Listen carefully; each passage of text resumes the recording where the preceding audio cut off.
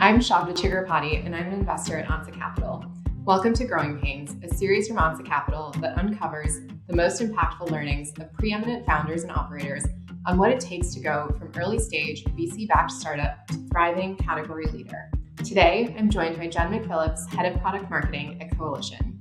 Coalition provides insurance and security solutions to help businesses ensure they can be resilient in the digital economy and protect their business from phishing, ransomware, and other digital risks. Jen joined Coalition in 2018, leading special projects for the company. Jen played a pivotal role in scaling the go-to-market and marketing operations of the business to where it is today, serving over 175,000 customers, over 600 employees, and most recently valued at over $5 billion. Jen, thanks so much for being here with us today. Thanks for having me, Shabda. Excited to chat with you. Can you share a little bit about how you approached building and scaling a cyber insurance business as the market itself was just emerging? How'd you think about setting up your go-to-market and your early marketing strategy? If you look at the news now, things like data breaches, ransomware, and whatnot, it's happening every other day. It's such a common topic that you almost take for granted for how emerging and new this was, even just 5 or 6 years ago. Back when Coalition was first founded, you were just starting to see the emergence of some of these really big, high-profile data breaches. I mean, you had things like Target and Marriott and Equifax and some of these big name things that happened. And, I think it started to raise this awareness that businesses do have lots of critical customer data at their disposal. And, you as a consumer start thinking, how is that data being protected and who has access to it? And what happens if my information gets exposed out in the dark web? And so it was just starting to be this thing that people and businesses were thinking about. When Coalition emerged in 2017, we took a really different approach than a lot of the incumbents in the market at the time, because their cyber insurance had been around for 5 or 10 years prior, but it was really only something that targeted really large Fortune 500 type businesses, like the ones I mentioned before that had those sorts of data breaches. It wasn't something that small and mid-sized businesses were thinking about at all. It just wasn't really on their radar.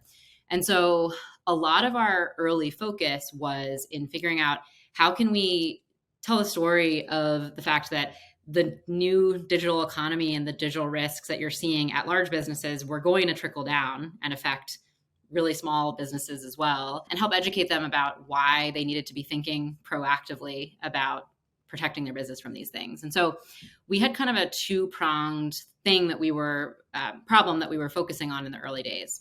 The first was we had to think about broader market education and how do we help people understand this problem.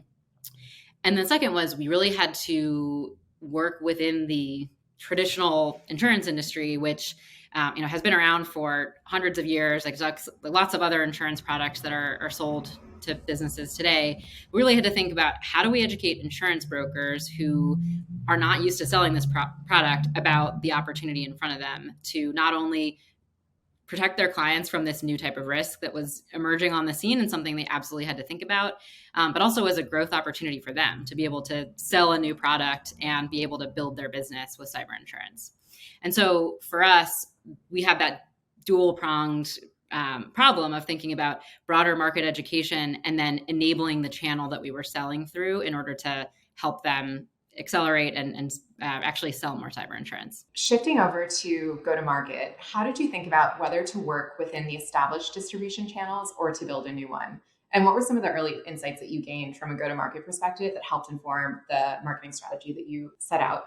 There's a bunch of other insurtechs that are further along in the journey than us, right? There's Lemonade, Root, Metromile, lots of other big names. And almost all of them took the approach of selling direct to consumer. So their real big innovation was making it easy and really seamless to buy those products online and great branding and user experience and all those sorts of things. What's really different on the business insurance side versus the consumer insurance side is that almost all insurance today is sold through brokers. And unless you run a business and have had to buy insurance, you probably haven't worked with an insurance broker. But I think of it as kind of like a financial advisor who might help you think about financial planning and retirement and all those sorts of things. They help you make decisions about the future and how much risk you want to take and that sort of thing. Insurance brokers play a very similar role for businesses of helping them, think about their business exposures and how much insurance they need to buy and all those sorts of questions. And so for us, we instead of going direct to businesses, which we knew was going to be a really hard problem to not only educate businesses about why they needed this product and also build a go-to-market motion, we invested really early on in the broker channel and in selling through commercial insurance brokers. And so that resulted in a bunch of different choices that we had to make in terms of how we built our go-to-market motion. We focused really heavily in terms of hiring our sales team on hiring folks who come out of the industry. So they understand the product, they have relationships within the industry. And when we hired them, they could come in and be able to open a lot of doors and be able to sell the product really quickly and effectively. We also focused quite a bit on enablement and really treating brokers kind of like our extended sales force, if you will. And so have invested a lot of time in building broker training, broker education, and various other things that help accelerate their learning curve, because it's a really new and technical and complicated product, and to be able to help them successfully sell it and position it to their clients. Were there any challenges that you faced while working with the broker challenge that you had to figure out how to overcome? There's always going to be some people who are early adopters who really see the vision and get excited about it and are willing to dive into something new. And we had some supporters early on who really got it. And from day one were out, pounding the pavement, selling our product, having a lot of success. And they were really some of the ones who we grew and had our early traction with. And so there's always those first 10 or 20 or 50 partners or customers who really get it and who accelerate your growth curve. I think what's harder is when you go from that first early group who is super motivated and excited about the product and then trying to reach a bigger audience that maybe isn't convinced, and you have to do some more enablement. And so for us, making that shift beyond the early adopters into a much broader audience of insurance brokers was an important and a tricky switch to make. And a lot of what we did was messaging to the brokers about the fact that this is the biggest risk that your customers are now facing. And if you're not selling this, if you're not bringing this up in every advisory conversation you're having with clients, then you're missing the mark. You're missing an opportunity to be a good advisor to them, and you're missing an opportunity to grow your business by selling them this new product. And so we really had to focus on that channel enablement message and investing in a ton of education to get them from, oh, this is interesting, to being able to actually go out and successfully sell the product. And I think that our growth really took off once we figured out that formula of being able to reach a much bigger broker audience and help them sell successfully. Insurance pricing is different than a lot of other software, other B2B pricing. In insurance, in most lines of insurance, the way that it's priced is you take tons of historical data about that category of risk. So imagine hurricanes, for example. There's lots and lots of years and history of data about hurricanes so that you can say, based on where you live, what street you live on, what your elevation is or the grade of your house, and how close you are from the water, all these other different factors, you can make a pretty easy and precise assessment of that price based on all those different data points. And that's true for most types of insurance. It's true for things like property, auto, home insurance, like all the different sort of traditional lines of insurance. What's really different about cyber is that historical data doesn't exist, right? It's pretty new, and there aren't these decades of records out there that a smart actuary can look at and say, this is what the price is. So what happens in traditional insurance companies is they have basically an Excel model that they will plug in some pretty basic inputs about a company, which will be things like how much revenue do they have, what industry do they operate in, how many records do they have for employees or customers or what have you. And sometimes they'll ask more technical things like, do you have a firewall in place? And do you have MFA, multi-factor authentication, other kind of security measures? And they basically plug all those things into a spreadsheet and it spits out a price. So pretty unsophisticated, also pretty disconnected from the actual risk posture or footprint of the business. And so the real product innovation that Coalition introduced was this idea that you could actually underwrite a company's risk in a far more precise and specific way. And you could do so in a way that's really low friction. The more questions you ask, the less likely it is someone's going to want to either share that information or even be able to find it. And so the way that we think about pricing is, instead of asking for that information and then plugging it into a spreadsheet, we can take, using just a company's domain name, we can use that and we can map out their entire web digital facing infrastructure. So we could take ansa.com and be able to see everything from, what software you're using to run your website, to what email servers you use, what data centers you're using to run your information through. I could see if you've lost some of your credentials in a data breach and it's floating out there on the public web.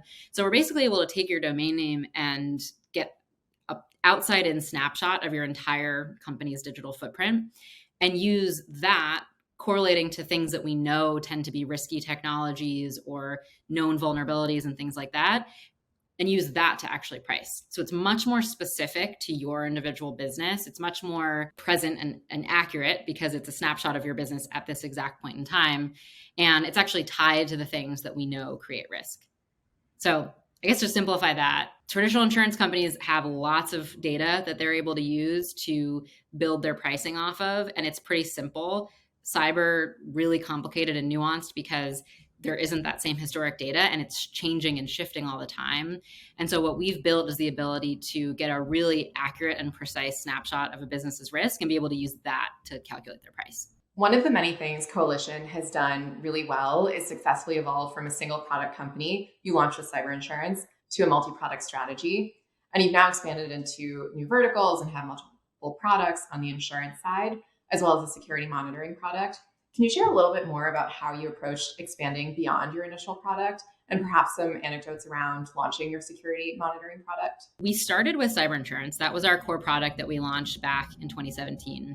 So first of all, I think that having success and momentum in your first product is really important because companies often get distracted too soon and oftentimes I think underestimate how much growth potential there is in their core product and their core business.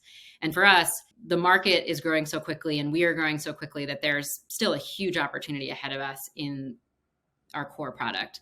But the way that we've thought about expanding is kind of in two different dimensions.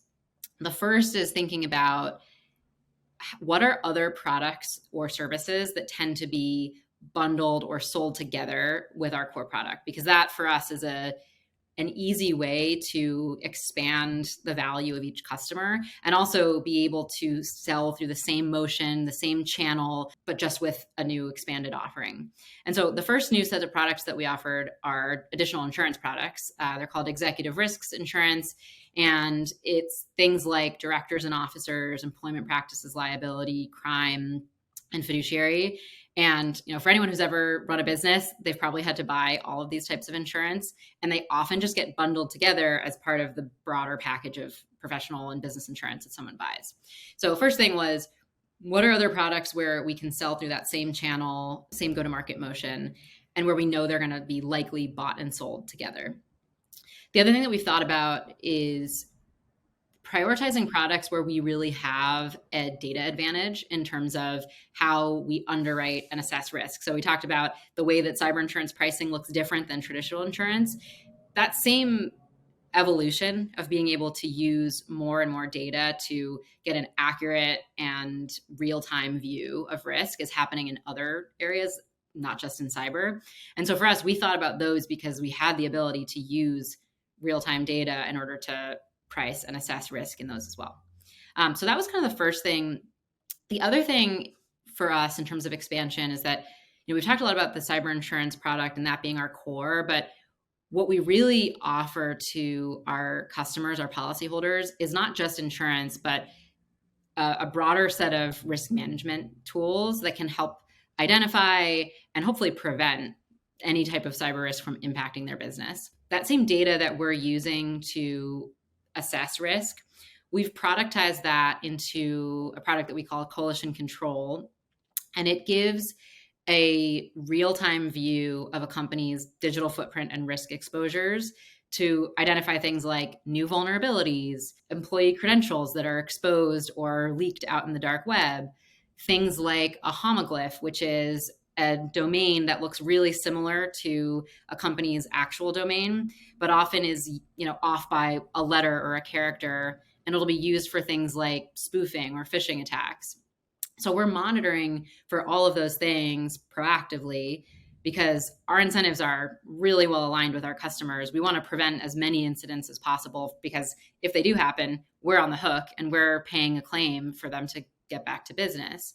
And so we've invested in building this monitoring product that we're giving for free just as part of the bundle that customers get when they buy insurance from us. And what we realized is that customers actually want this separate from the insurance. There's some businesses that are either too big, so we don't insure them, or they're too risky, or they even have insurance from someone else. And they've said, no, I actually want to buy the monitoring product that you have because I want to be able to identify threats before they turn into some sort of incident. And I want to plug that into my security team. So we actually started getting inbound demand from businesses who wanted to purchase it and realized that there was a real opportunity for us to launch that as a standalone separate security product. And so that's what we did. So we launched Coalition Control, which is an active monitoring and alerting product for companies' external attack surface. And we launched that to a completely different channel and model. So whereas our insurance product is sold through brokers, through this channel-based model, this is a freemium SaaS product. We have a sales team dedicated to helping to sell it. And it's small, so it's still early and emerging for us, but a lot of opportunity, and we're excited to grow that business. For the last question, I'm going to end on something a little bit more personal. It's not often that you see early startup employees who joined after just one round of funding grow successfully into leadership positions as a business scales to a $5 billion valuation, 600 employees. How did you grow into your current role, and what did you have to develop along the way? It's kind of crazy to think back to where we started versus where we are now. I joined Coalition when we were about 15 people. We were renting a conference room from another tech company in the Bay Area, and we could literally all fit in that one conference room. And now we're 600 people. We are distributed all across the US and internationally. My broader team is 30 people, so larger than the team that the entire team when I started. I think there's just so much that shifts throughout that time that it's hard to pinpoint just any one thing. But I guess a couple things that I think have helped me be successful. The first is going into it with a growth mindset and a learning mindset. Because the reality is so much changes along that journey. And, I didn't go into it with a really clear plan or vision of, what was going to happen with the company or where my role was going to evolve into. I came in with the attitude of, I really want to learn and be part of an early team and be able to help solve the biggest problems that are happening across the company. And I knew I wanted to work on the go-to-market side. So I came in and dove pretty headfirst into that work. And it was just clear from the beginning that there was so much opportunity. We had a product that really resonated, but we just needed to figure out how could we accelerate our go-to-market motion and how could we start telling the story and the message to a much bigger audience than we were reaching. And that evolved well beyond what I could have originally imagined into building the early marketing team. I hired the first 10 or so people on the team, really, found this passion around product marketing and storytelling for the company, and have grown into now leading the product marketing team and the content marketing team, which is about 10 people and a 30-person marketing team. And so I think for me, just going in with this mindset of wanting to learn, wanting to go where the biggest problems were and be able to help solve those has really served me well. The other small anecdote I'll say is that in the company, we have this tradition where in Slack, instead of going by your actual name, you pick a call sign, which is some sort of inside joke or other thing that people refer to you as that's not your actual name. And my call sign that I picked at the beginning was flywheel, and it's stuck. It's still my call sign 5 years later. And I picked it in part because I like to cycle, so I liked that image of it. But I also just like what a flywheel represents, which is something that helps build momentum and keep the momentum going. And so once you find that thing where you're gaining a lot of momentum, you're having a lot of impact, just continuing to put more energy into that and accelerate. And I think for me, like, that's really what's helped me grow into this current role, is finding the opportunity and putting more energy to build a momentum there. Well, Jen Flywheel McPhillips, thank you so much for joining us today. It was a pleasure having you and so much fun chatting with you and learning more about your journey and the coalition journey. So thank you for joining us. Thank you for having me. It was a lot of fun.